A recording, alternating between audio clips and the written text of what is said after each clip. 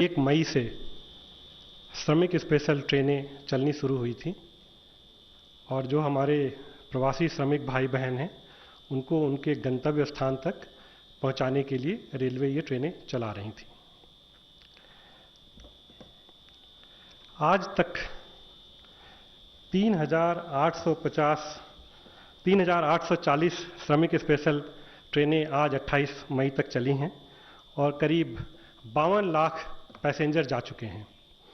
और अगर पिछले एक हफ्ते का अगर आप एवरेज देखें तो 1524 श्रमिक स्पेशल ट्रेन और करीब 20 लाख पैसेंजर एक हफ्ते में गए हैं। तो पिछला जो एक हफ्ता था उसमें हमने करीब 3 लाख प्रतिदिन के हिसाब से प्रवासी श्रमिक भाइयों और बहनों को उनको गंतव्य स्थान तक पहुंचाया। आज मैं आप लोगों के माध्यम से ये बताना चाहता हूं कि रेलवे ओरिजिनेटिंग स्टेट की जो भी डिमांड आ रही है उसके हिसाब से ये श्रमिक स्पेशल ट्रेनें प्रोवाइड कर रही हैं और धीरे धीरे ऐसा लग रहा है कि जो ओरिजिनेटिंग स्टेट के डिमांड्स हैं वो कम होने लगी हैं। अगर मैं आपको बताऊं तो कल 137 ट्रेनें चली हैं और परसों 172, जबकि भारतीय रेल ने इस दौरान एक दिन 279 ट्रेनें चलाई हैं। पिछले हफ्ते का जो हमारा एवरेज रहा है करीब 250 ट्रेनों का रहा है। तो पिछले 2 दिनों से ये संख्या घट रही है। 24 मई को हमने सारी राज्य सरकारों से बात करके एक उनकी जो रिक्वायरमेंट उस समय थी वो ली थी हमने। वो रिक्वायरमेंट करीब 923 ट्रेनों की थी। कल हमने फिर राज्य सरकारों से बात करके और सबसे रिक्वायरमेंट ली और वो रिक्वायरमेंट आज केवल 449 की रिक्वायरमेंट दी है। हमने सभी राज्य सरकारों से कहा है कि आप जब भी अपनी रिक्वायरमेंट देंगे उनके डिमांड के हिसाब से रेलवे तुरंत श्रमिक स्पेशल ट्रेन चलाने के लिए तैयार है। और हमने उनको ये भी कहा है कि इस समय जो भी आपने एक टेंटेटिव रिक्वायरमेंट दिया है उस रिक्वायरमेंट के अलावा भी अगर कोई एडिशनल रिक्वायरमेंट आती है तो आप हमें तुरंत बताएं और हम उस एडिशनल रिक्वायरमेंट को भी कैटर करेंगे। तो आपके माध्यम से जो मेरा मुख्य उद्देश्य आज आप लोगों के साथ बात करने का है वो ये है कि श्रमिक भाई बहन जहां भी हैं वो धैर्य से रहें और बहुत जल्दी जैसे ही ओरिजिनेटिंग स्टेट हमको अपनी रिक्वायरमेंट देगी उसी दिन हम ट्रेन शेड्यूल कर देंगे और नेक्स्ट डे वो ट्रेन चला देंगे।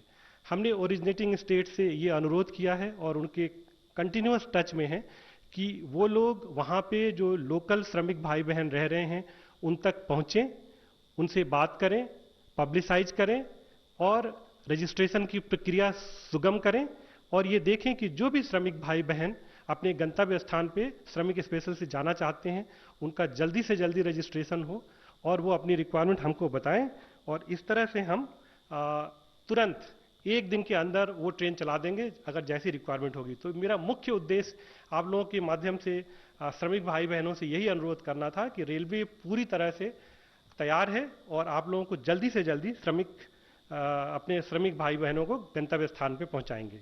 ये हमने एक चार्ट पिछली बार भी दिखाया था जिसमें कि मुख्य मुद्दा ये है कि 80% जो हमारे श्रमिक भाई बहन गए हैं वो यूपी और बिहार में गए हैं। ये एक श्रमिक मूवमेंट का जो प्रोटोकॉल हमने बनाया था वो बहुत अच्छी तरह से काम कर रहा है और ये प्रोटोकॉल जो सक्सेसफुल हुआ है वो एक समन्वय के साथ भारतीय रेल, ओरिजिनेटिंग स्टेट और रिसीविंग स्टेट तीनों ने मिलके इतनी अच्छी तरह से समन्वय से काम किया है कि ये जो श्रमिक भाई बहन हैं इनको हमने अभी तक 52 लाख लोगों को हम लेके जा पाए हैं। इसमें एक मुद्दा उठता है खाने पीने की बात की। ये हम आपको बताना चाहते हैं कि एक ये समन्वय करके जहाँ से भी ट्रेन चल रही है ओरिजिनेटिंग स्टेट उनको खाना और पानी दे रहे हैं और en route railway, IRCTC division के लोग, कुछ स्वयंसेवी संस्थाएं खाना पानी दे रही हैं। ये हमने रेलवे में एक व्यवस्था की हुई है कि हर ट्रेन को हम मॉनिटरिंग कर रहे हैं ताकि उनको समय पे खाना पानी मिले और जो डिवीजन के लोग हैं, अपने लोकल लोग हैं, वो लोग भी वहाँ पे अपने जो भी रिसोर्सेज है उसको यूज करेंगे। मैं बस ये कहना चाहूँगा कि एक ये वैश्विक महामारी है, इस समय सबको काफ़ी दिक्कत है और जैसा कि आपको पता है कि लॉकडाउन की स्थिति में बहुत सारे जो संस्थान हैं, जो हमारे किचन्स हैं, जो रेस्टोरेंट्स हैं, पूरे देश में वो बंद हैं। उनको रॉ मटेरियल चाहे सोर्स करना हो, चाहे वो खाद्य पदार्थ, बना हुआ खाद्य पदार्थ सोर्स करना हो, दिक्कतें हैं। लेकिन उस दिक्कतों को ध्यान में रखते हुए जो हमारे पूरे रेलवे के अधिकारीगण हैं, उन्होंने मिलके एक कोशिश की है कि जो श्रमिक भाई जो भी जा रहे हैं उनको समय पे खाना पानी दें। इस तरह की कुछ जरूर सूचनाएं आई कि कहीं पे समय से खाना नहीं मिला, समय से कुछ दिक्कत हुई।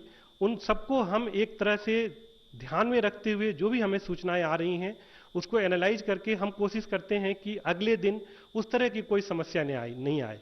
और इस तरह से एक ये पूरी ओरिजिनेटिंग स्टेट, रिसीविंग स्टेट सबके साथ मिलकर समन्वय से ये काम चल रहा है।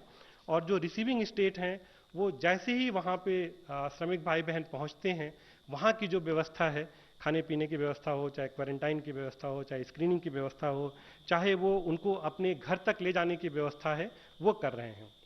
यूपी और बिहार, जैसा कि मैंने बताया कि 80% से ज़्यादा लोग वहाँ पे गए हैं। वहाँ पे कुछ लोकल बसेज की समस्या थी, उनको उनके गंतव्य स्थान तक ले जाने के लिए।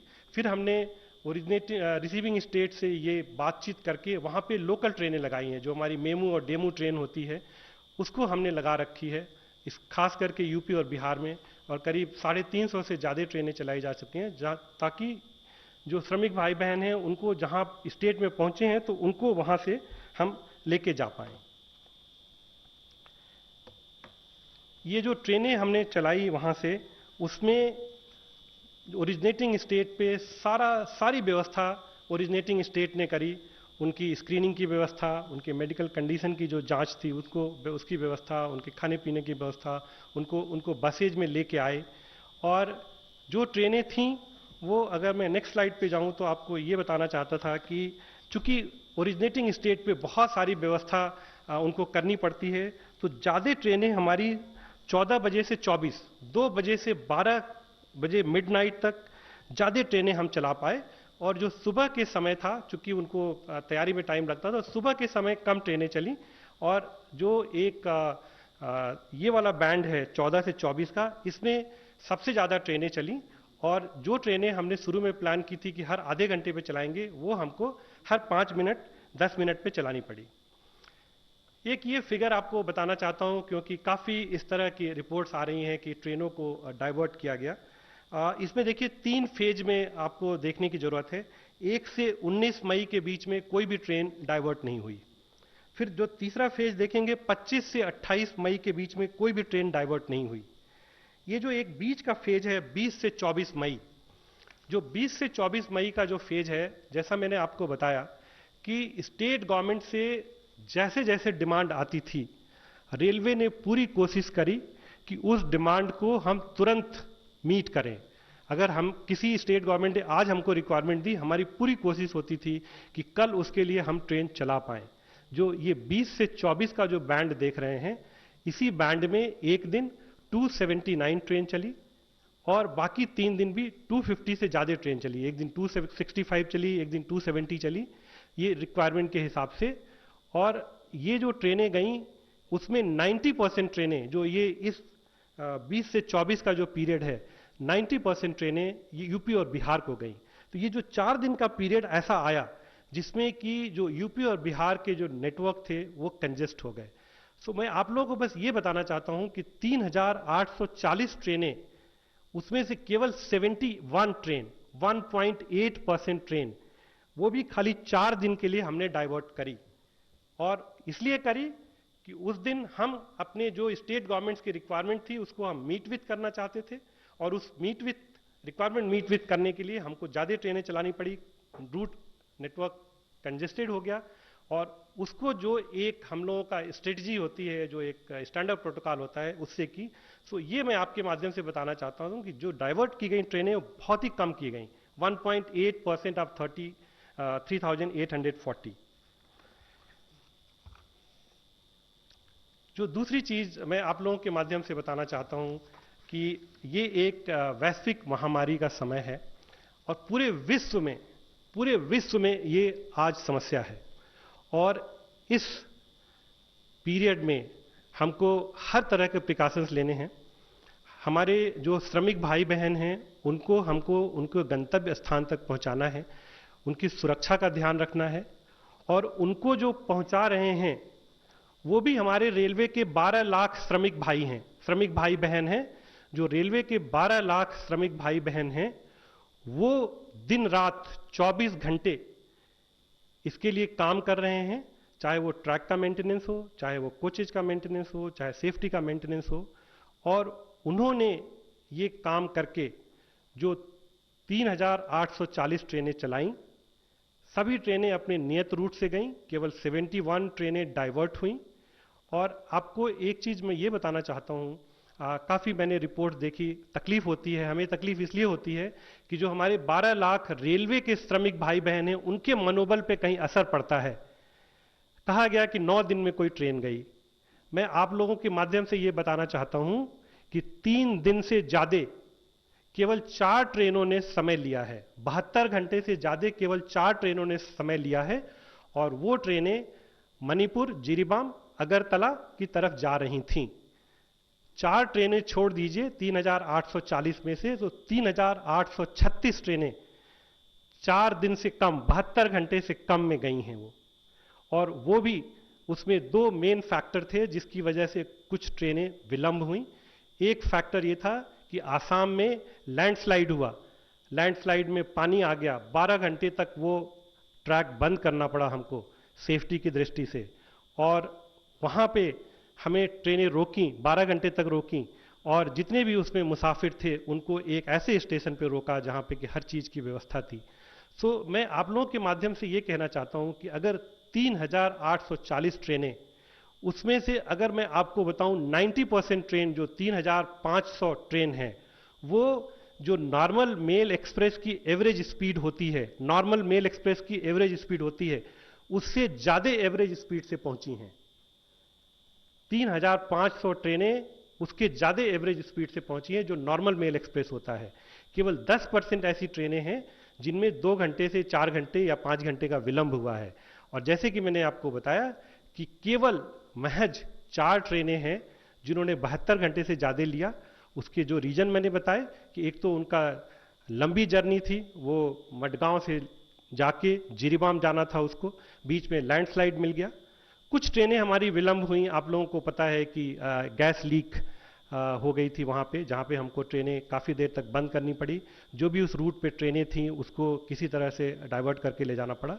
सो ये सब एक परिचालन की समस्याएं थी।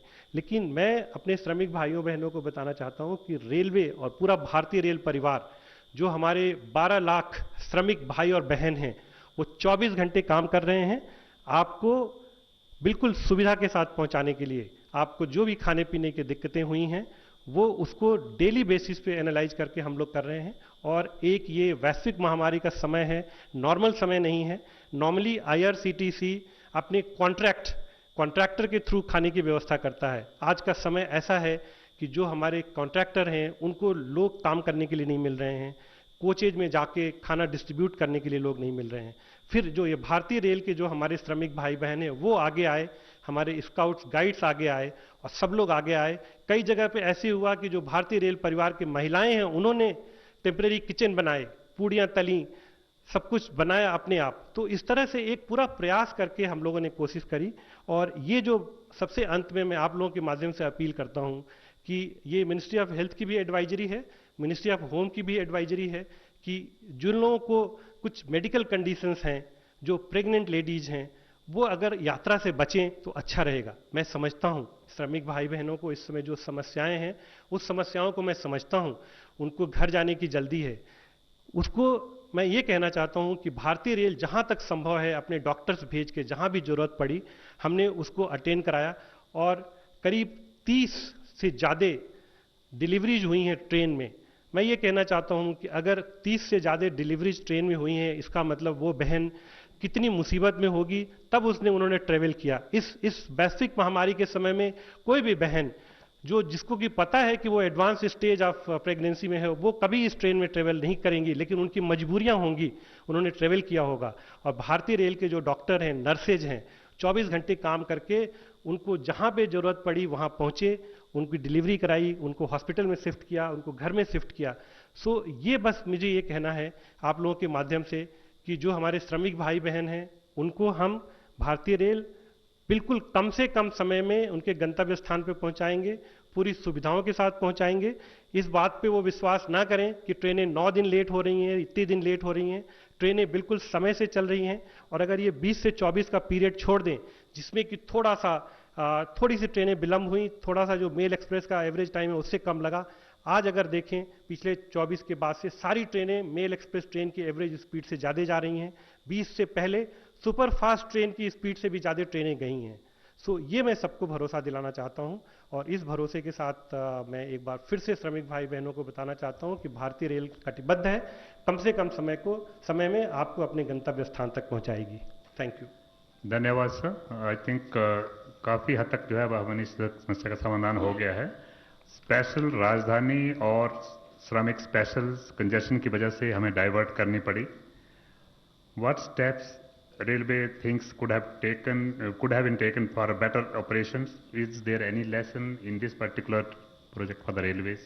That is general observation. जैसा कि मैंने बताया कि 3,840 ट्रेनों में से केवल 71 ट्रेन 1.8% हमने डाइवर्ट करी, और वो भी 20 से 24 के बीच में। और वो जो 20 से 24 के बीच में मैंने आपको बताया कि जो ओरिजिनेटिंग स्टेट की रिक्वायरमेंट्स थी, हमने कोशिश करी कि रिक्वायरमेंट आते ही उसको तुरंत नेक्स्ट डे हम उसको मीट विथ करें। और उस मीट विथ करने के चक्कर में यूपी बिहार में जो हमने ट्रेनें भेजी, रूट में कुछ कंजेशन हुआ। और जैसे ही रूट में कंजेशन हुआ, क्योंकि हमारे वरिष्ठ अधिकारी 24 घंटे उसको मॉनिटर कर रहे थे, एक समयबद्ध तरीके से उसको हमने डाइवर्ट किया, जो डिफरेंट हमारे रूट्स थे। मैं फिर से दोहराना चाहता हूं कि 20 से पहले कोई भी ट्रेन डाइवर्ट नहीं हुई है, 24 के बाद कोई ट्रेन डाइवर्ट नहीं हुई है, केवल 1.8% ट्रेन डाइवर्ट हुई है। और जो ट्रेन डाइवर्ट हुई है वो रूट का ध्यान रखते हुए उसको डाइवर्ट किया गया ताकि सभी ट्रेनें समय पर पहुंच पाएं। 116।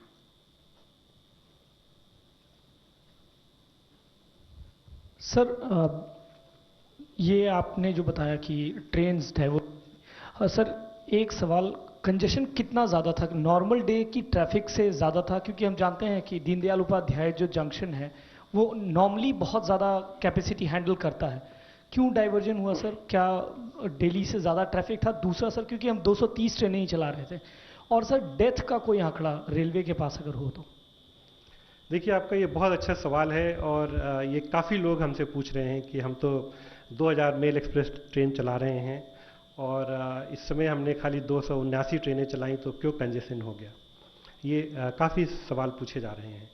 इसमें मैं आप सब लोगों को बताता हूँ कि जो 2000 मेल एक्सप्रेस चलाते हैं और जो 4000 हमारी पैसेंजर ट्रेनें चलती हैं, वो 70,000 किलोमीटर नेटवर्क पे 24 घंटे के अंदर चलती हैं। अगर आप उसको डिस्ट्रीब्यूट करें तो उसको आप देख सकते हैं।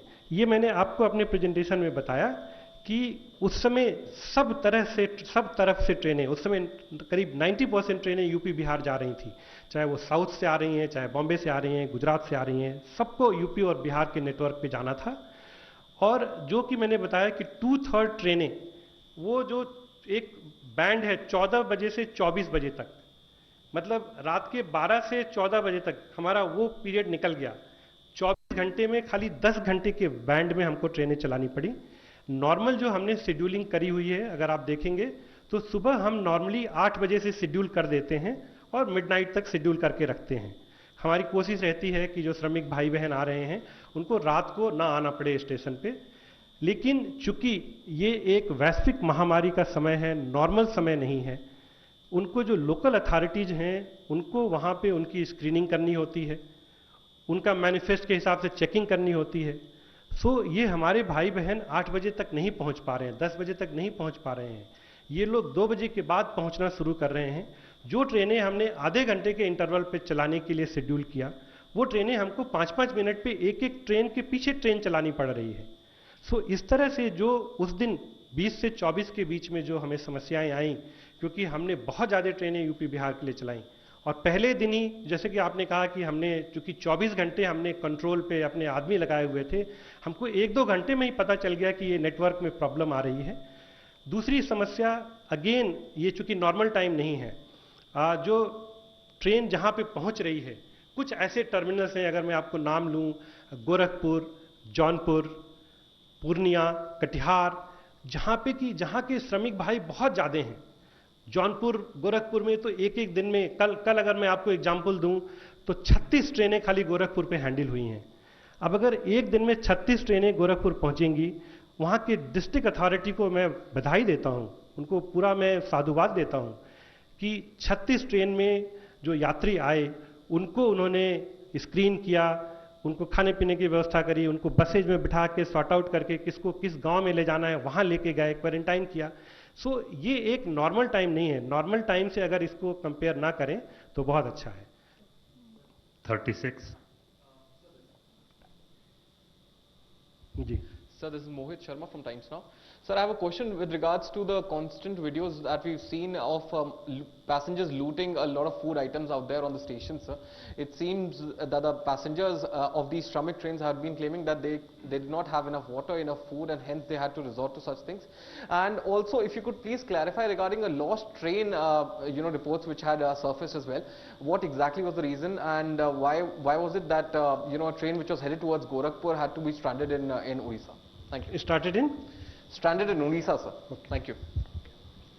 Now, let me handle your first question. मैंने जो आपने कहा कि कुछ विजुअल्स आ रहे हैं, मैंने आपको शुरू में ही बताया कि ये एक नॉर्मल टाइम नहीं है। आप सब लोग एग्री करेंगे कि ये नॉर्मल टाइम नहीं है। एक ये बहुत बड़ी वैश्विक महामारी है, सबको अपने अपने प्रिकॉशन लेना है, और हमने समय के साथ लेसन लर्न किए।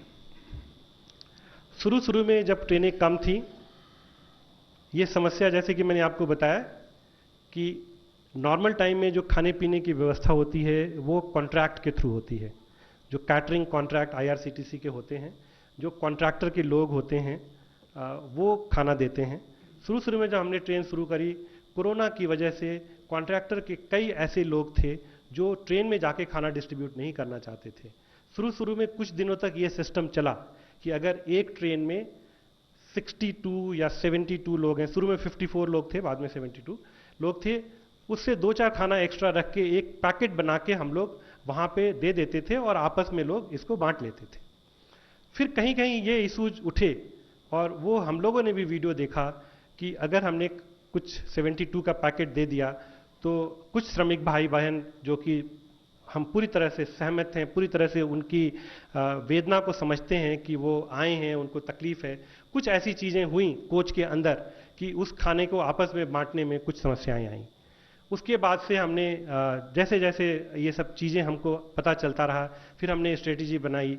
कुछ हमने स्काउट गाइड्स के लिए लोग लिए, कॉन्ट्रैक्टर के लोग जहाँ नहीं तैयार हो रहे थे अंदर जाने के लिए, जो हमारे भारतीय रेल के जो कर्मचारी हैं, जो कमिटेड हैं हर चीज़ के लिए, उन्होंने मास्क लगा के, सील लगा के, वो लोग गए कोचेज के अंदर डिस्ट्रीब्यूशन किया।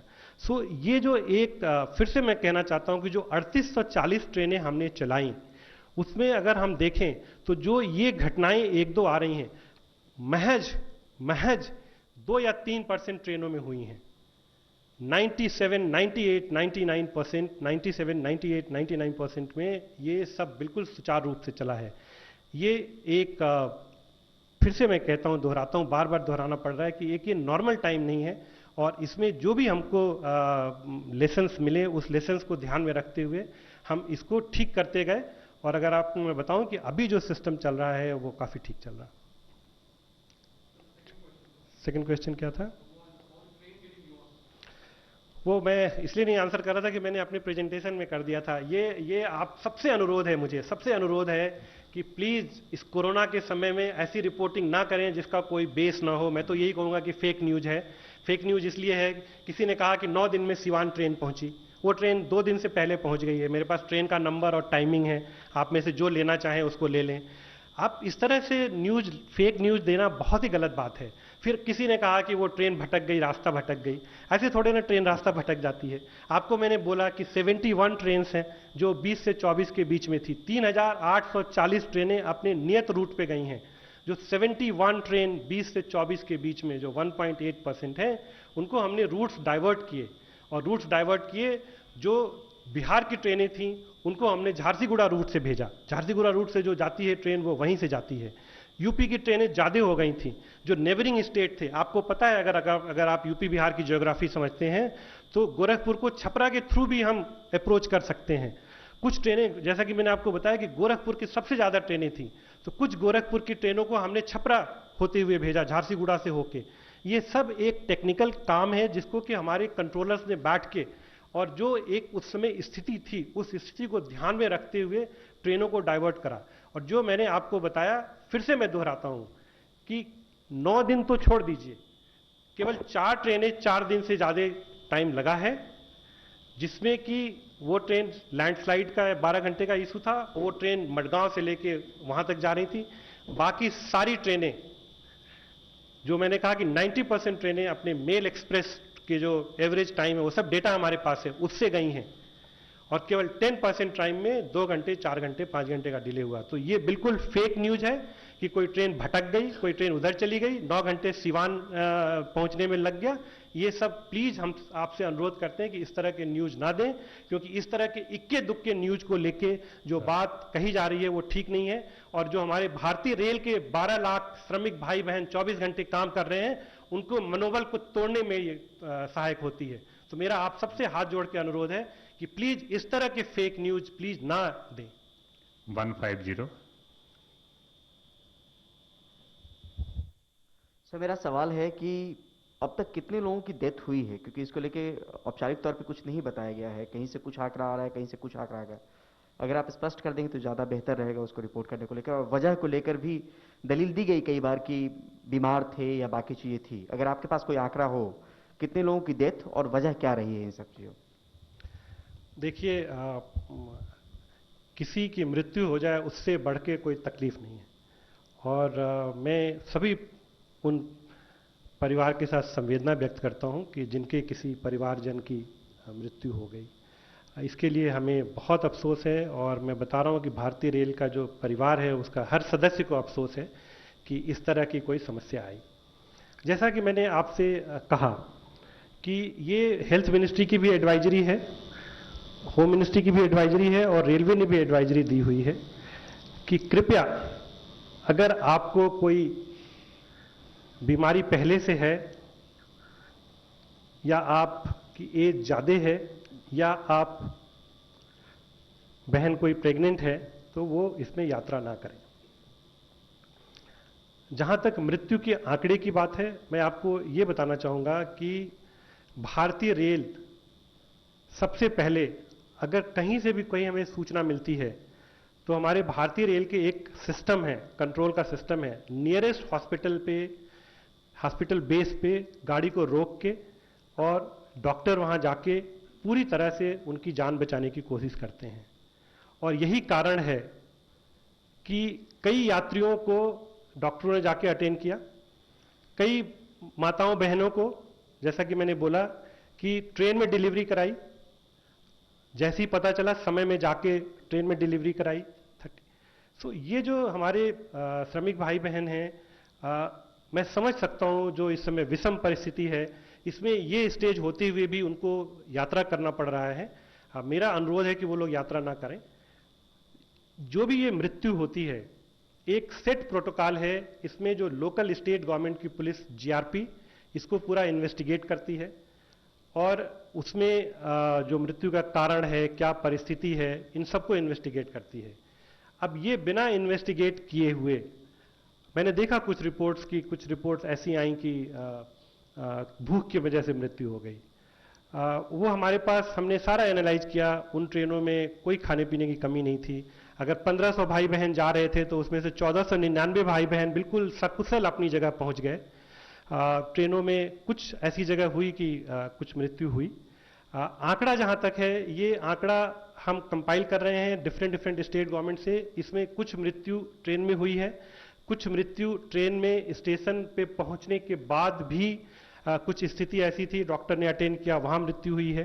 सो ये एक पूरा आंकड़ा और उसके क्या कारण थे, वो हम लोग की एक पूरी इसकी एनालिसिस होती है, और ये मुझे पूरी उम्मीद है कि कुछ दिनों में ये पता चल जाएगा। जब आंकड़ा आएगा तो जरूर हमको बताएंगे, बट आज के समय में एक ये संवेदनशील विषय है, और बिना सही आंकड़े के मैं कुछ नंबर देना ठीक नहीं समझता हूँ। 13। is a process of screening before boarding the train.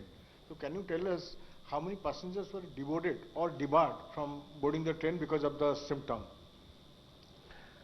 देखिए, इसको मैं दो भाग में इसका जवाब देता हूं। जो श्रमिक स्पेशल ट्रेन चल रही है उसमें जो प्रोटोकॉल बना हुआ है, उस प्रोटोकॉल में जो स्क्रीनिंग का काम है और एक सर्टिफिकेट जो ओरिजिनेटिंग स्टेट है वो अपने जहां भी उनको मजदूर भाइयों बहनों को इकट्ठा करते हैं उस कैंप में उसकी स्क्रीनिंग करते हैं, एक मैनिफेस्ट बनाते हैं और मैनिफेस्ट में वो एक सर्टिफिकेट देते हैं कि इनको फिजिशियन के द्वारा चेक कर लिया गया है और ये लोग एसिम्प्टोमेटिक है, और उस सर्टिफिकेट के बेसिस पे इनको यात्रा करने दी जाती है। तो वहाँ पे उनके कैंप में कितने लोगों को इस मैनिफेस्ट में नहीं शामिल किया गया स्क्रीनिंग के बेसिस पे, ये आंकड़ा स्टेट गवर्नमेंट के पास होगा, रेलवे के पास नहीं होगा। जो हमने ये स्पेशल राजधानी ट्रेन चलाई थी, इसका जो हम स्क्रीनिंग कर रहे हैं ये हम रेलवे स्टेशन पे कर रहे हैं। एग्जैक्ट आंकड़ा नहीं है, लेकिन हम आपको बता सकते हैं कि कुछ जगहों पे ये डिबोर्ड किए गए और उसी के बाद आपने देखा होगा कि हमने एक तुरंत उसी दिन शाम को पॉलिसी जारी करी थी कि अगर कोई यात्री स्क्रीनिंग की वजह से उनको ट्रेवल नहीं करने दिया जा रहा है तो उनका 100% रिफंड हम कर देंगे। हमने ये कहा कि भाई आपने टिकट खरीदा है और आप स्टेशन तक आए, हमने स्क्रीनिंग करी और उस स्क्रीनिंग में आपको हमने एसिम्प्टोमेटिक नहीं पाया, जो भी एसिम्प्टोमेटिक नहीं पाए गए उनकी कम से कम नहीं तो 3 बार उनकी स्क्रीनिंग हुई, डॉक्टर ने उसको देखा, सब तरह से स्क्रीनिंग करके जब फाइनली ये हो गया कि नहीं ये ट्रेवल करने लायक नहीं है तो उनको हमने ट्रेवल नहीं करने दिया और हमने तुरंत उसी दिन शाम को अपनी पॉलिसी बदली कि जो लोग इस तरह से ट्रेवल नहीं करने दिए जाएंगे उनको उनका पूरा पैसा हम रिफंड करेंगे। ऑनलाइन क्वेश्चन है इसमें, जस्ट वेट। जी जी। What is the operational cost of each Shramik special train and how much is the contribution coming from the states? ये हमने पिछली बार भी डिस्कस किया था, मैं फिर से बताता हूँ। और ये जो फेयर का इशू है ये पूरी तरह से समन्वय बना के ओरिजिनेटिंग स्टेट और सेंडिंग स्टेट से ये पूरी तरह से तय हो गया है, इसमें कहीं कोई दिक्कत नहीं है। जो हमारे श्रमिक भाई बहन हैं उनको पैसा नहीं देना है। ये जो हमारी स्पेशल ट्रेन की जो लागत आती है, जो स्पेशल ट्रेन हम चलाते हैं उसकी जो लागत आती है, जब हमने देखा कि जो ये फेयर स्ट्रक्चर इस समय हमारा है, जो रेगुलर ट्रेन का फेयर स्ट्रक्चर है, देखिए जो रेगुलर ट्रेन होती हैं वो एक तरफ जाती हैं और दूसरी तरफ से भी पैसेंजर लेके आती हैं, बट जो भी स्पेशल ट्रेन होती हैं एक तरफ से पैसेंजर लेके जाती हैं, दूसरी तरफ से खाली आती हैं।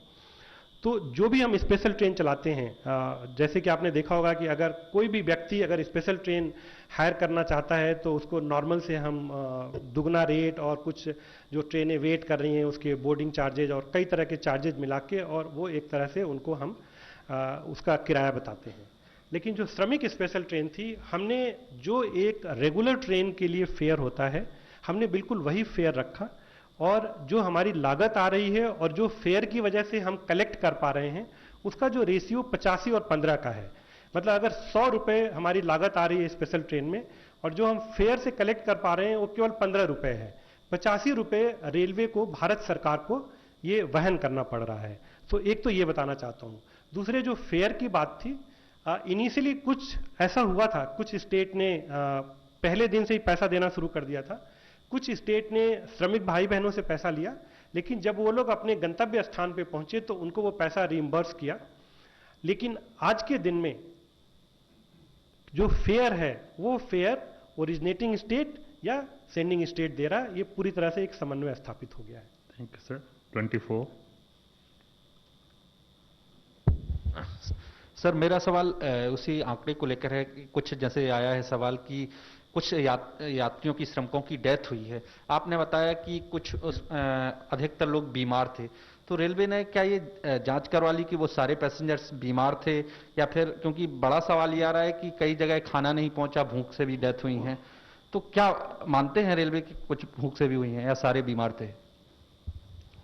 देखिए हमने वजह कुछ नहीं बताई और ये बड़ा संवेदनशील मसला है और किसी की मृत्यु क्यों हुई इसको बताने का जो पूरा अधिकार है वो डॉक्टर का है और एक एक केस हमारे लिए, एक भी जान गई हमारे लिए बहुत ही दुख की बात है। और एक एक केस, जैसा कि हमने पहले भी बताया कि जैसे ही हमको पता चलता है कि किसी भी यात्री की तबीयत खराब है या कुछ भी है, हम नियरेस्ट पॉसिबल स्टेशन पे अपने डॉक्टर भेजते हैं। ट्रेन रोकनी पड़ती तो रोकें, और हमारा जो सबसे पहले उद्देश्य होता है कि किसी भी व्यक्ति की मृत्यु ना हो। वो स्टेज आने से पहले ही डॉक्टर उनको अटेंड करके उनको ठीक कर लें। और जो हमारे पास ये इसका जो समझ में आ रहा है कि हमें डॉक्टरों ने अटेंड किया कि जितने भी बर्थ हुए हैं, जितने भी बेबीज बॉर्न हुए हैं, सब बहनें और उनके बच्चे सब स्वस्थ हैं, सब उनको नियरेस्ट हॉस्पिटल में लेके गए। इसी तरह से जो भी पैसेंजर्स की जहां भी रिक्वायरमेंट आई, हमने उनको अटेंड किया। काफ़ी ऐसे केसेस थे जिसमें कि डॉक्टर्स ने उनको अटेंड कर लिया और उनको कुछ नहीं हुआ, लेकिन कुछ लोगों की दुखद मृत्यु हुई।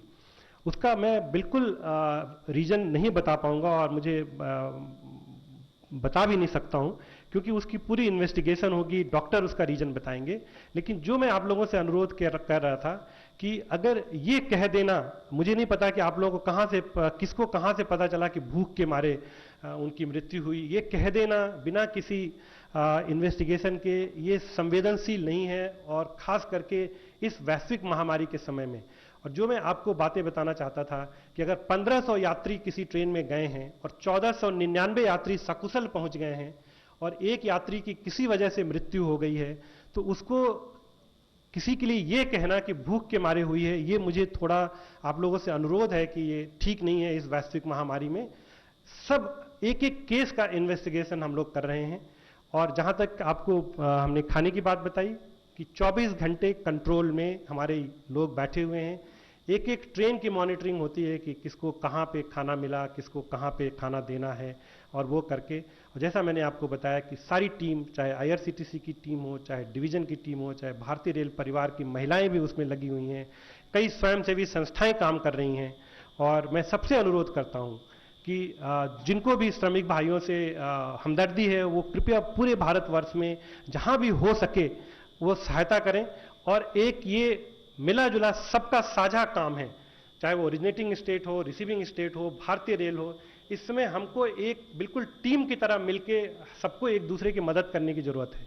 और मैं सारे प्रदेश सरकारों को जो है बधाई देता हूं और उनका तहे दिल से शुक्रिया अदा करता हूं कि सबने मिलके और भारतीय रेल मिलके जो एक ये हमारे श्रमिक भाई बहनों को हम पहुंचाने का काम हमने किया है। 52 लाख भाइयों को लेके गए, हम भाई बहनों को लेके गए, और पिछले एक हफ्ते में 3 लाख प्रतिदिन के हिसाब से लेके गए। और जिस हिसाब से अब रिक्वायरमेंट कम आ रही है, मुझे पूरी उम्मीद है कि आने वाले कुछ दिनों में हमारे जितने भाई बहन हैं उनको हम उनके गंतव्य स्थान तक पहुंचा लेंगे। 35। सर, मैं प्रशांत हूँ, एबीपी न्यूज़ से। मेरा सवाल वैसे मीडिया कर्मी के नाते कम है, एक उपभोक्ता के नाते मेरा सवाल है। जो राजधानी स्पेशल ट्रेनें जो चल रही हैं, श्रमिक, उससे हटके पूछ रहा हूँ मैं, उसमें डायनेमिक फेयर लगाना क्या बहुत ज़रूरी है अभी इस ऐसे वक्त में? देखिए, ऐसा है कि जो फेयर स्ट्रक्चर लॉकडाउन से पहले था, हमने बिल्कुल वही फेयर स्ट्रक्चर रखा हुआ है। बिल्कुल कोई उसमें चेंज नहीं किया हमने, कोई फेर बदल हमने नहीं किया है। बिल्कुल जो लॉकडाउन जब हुआ है, जब हमारी ट्रेनें चल रही थी, जिस दिन तक चली हैं, उस दिन जो फेयर का स्ट्रक्चर था, यात्री किराया जो था, बिल्कुल हमने वही रखी हुई है और उसमें हमने कोई फेर बदल नहीं किया है। 33। सर, मैं निशांत हूँ एएनआई से। एक मेरा सवाल है कि जैसा आपने बताया कि श्रमिक स्पेशल ट्रेन की डिमांड अब कम होने लगी है, 450 ट्रेन की डिमांड है, तो रेलवे की क्या योजना है, कब तक श्रमिक स्पेशल ट्रेन चलाना है? दूसरा सवाल है सर कि रेलवे ने बहुत सारे कोचेज को कोविड आइसोलेशन कोच में बदला था, उनकी अब क्या स्थिति है? पहली चीज तो ये मैं बताना चाहता हूं आप लोगों के माध्यम से सभी श्रमिक भाई बहनों को, ये ट्रेन तब तक चलती रहेगी जब तक अंतिम श्रमिक भाई बहन अपने गंतव्य स्थान तक नहीं पहुंच जाते हैं। इसमें कोई किसी तरह का संदेह नहीं है, ये बिल्कुल ओपन एंडेड है। जब तक श्रमिक भाई बहन सभी लोग अपने गंतव्य स्थान तक नहीं पहुंच पाते हैं, भारतीय रेल श्रमिक ट्रेन चलाती रहेगी। दूसरी चीज हमने आपको ये कहा कि जो भी रिक्वायरमेंट ओरिजिनेटिंग स्टेट से आएगी, हमारी पूरी कोशिश होगी कि हम उसको अगले दिन ही पूरी कर लें। और जैसे मैंने बताया कि हमने एक दिन में 279 ट्रेन तक चलाई है जब ये डिमांड बढ़ी हुई थी। और जैसे मैंने आपको बताया कि कल केवल 137 ट्रेन की डिमांड थी, उससे पहले खाली 173 ट्रेन की डिमांड थी।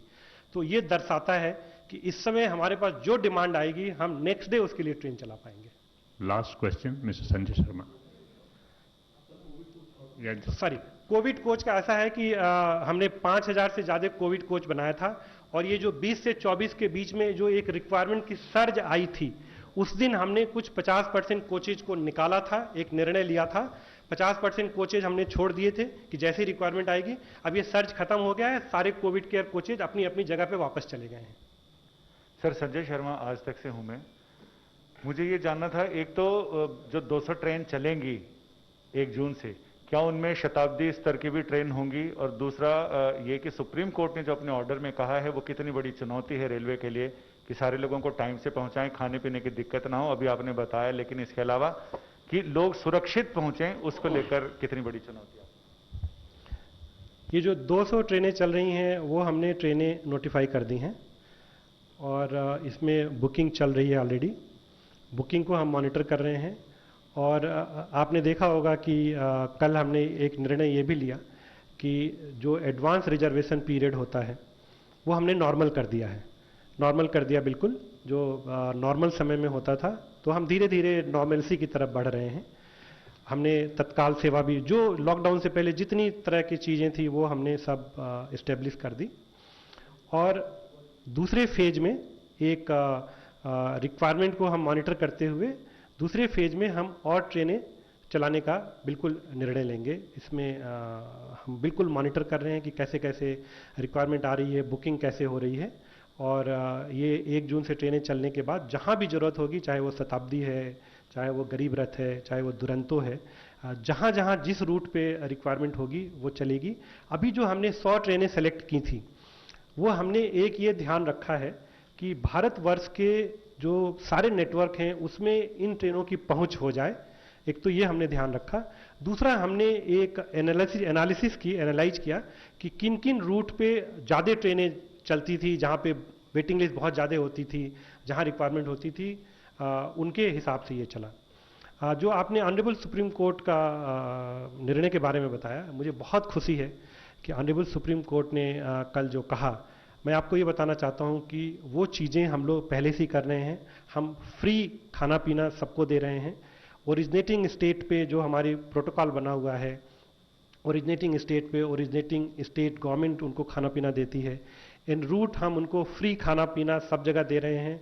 सेंट्रल कंट्रोल रूम से एक एक ट्रेन की मॉनिटरिंग हो रही है कि उनको समय पे खाना पीना मिले। और जो फेयर का आपने बताया, ऑनरेबल सुप्रीम कोर्ट ने भी कहा कि जो इसकी फेयर हैं वो स्टेट गवर्नमेंट्स, ओरिजिनेटिंग स्टेट और रिसीविंग स्टेट देंगी।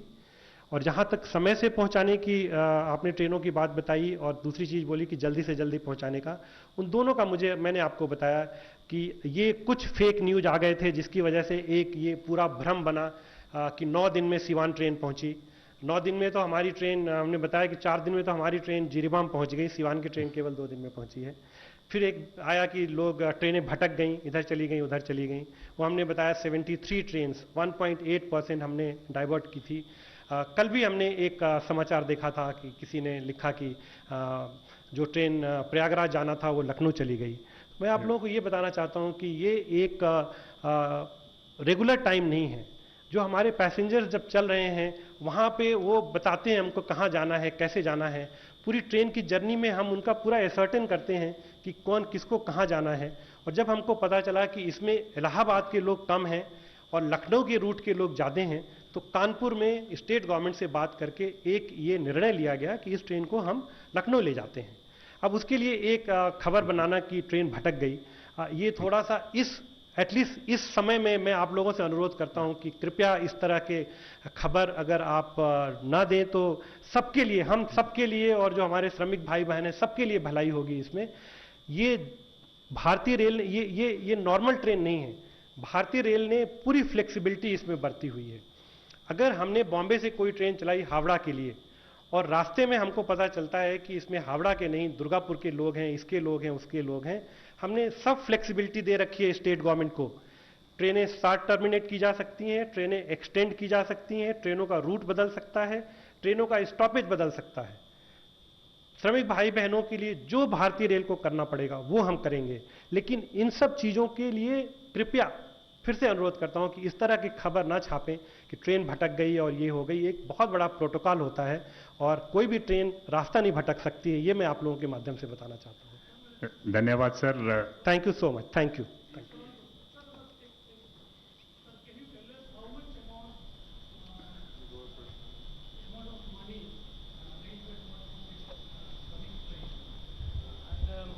Why can't you run train at free of cost? Because this is a special situation. Why are you putting burden on state government? देखिए, आपने बहुत सही प्रश्न किया। ये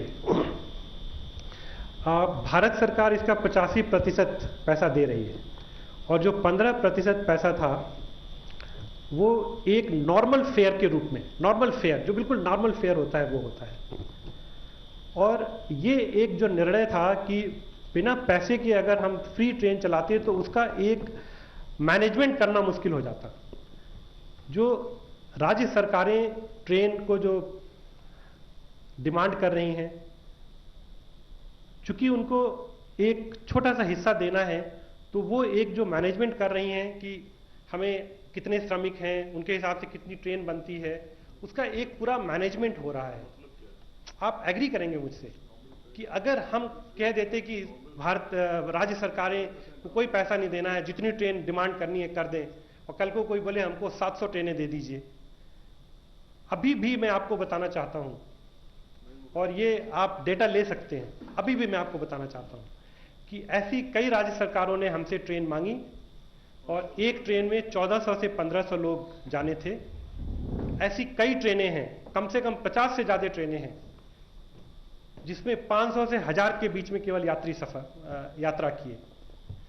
एक ये नेशनल रिसोर्सेज है, और इस समय महामारी के समय में जब हमको सारे श्रमिक भाई बहनों को पहुंचाना है, तो अगर हम राज्य सरकारों से कहते कि मुफ्त में आपको जो ट्रेन मांगनी है मांग लीजिए, तो उसका प्रबंधन करना मुश्किल हो जाता। पैसा लेने के बाद भी ऐसी चीजें हुई हैं जबकि राज्य सरकारें ने ट्रेनें मांगी और उसमें कम लोग गए। तो इस बात को जरा आप लोग समझें, ये पैसे का इशू नहीं है। ऐसा नहीं है कि भारत सरकार कोई श्रमिकों से पैसा लेना चाहती है। No, refund plan in fact जहाँ पे कहीं पे हुआ, I think it has been clarified earlier also, and answer has been given to you. Thank you very much, sir. We have got the detail. Just one minute. Railways ने divert करी हैं कुछ train because of congestion, और हम लोगों ने news बनाई है कि भटक गई और है। सुप्रीम कोर्ट का हाल ही में कभी निर्णय आया था कि जो भी हमने न्यूज़ देनी है वो आफ्टर वेरिफिकेशन देनी है, जिसके बारे में सुनी सुनाई बातों के ऊपर न्यूज़ नहीं बनानी है। तो जितना चेयरमैन साहब हमें बता रहे हैं, मेरा ख्याल हमारी भी उतनी ही जिम्मेवारी है कि इस तरह सुनी सुनाई बातों को भ्रम ना फैलाएं, ऑथेंटिक वेरिफिकेशन का न्यूज़ चेक करके तब हम लोग जो है अपना न्यूज़ बनाएं। हाँ संजय बोलिए, लास्ट पॉइंट।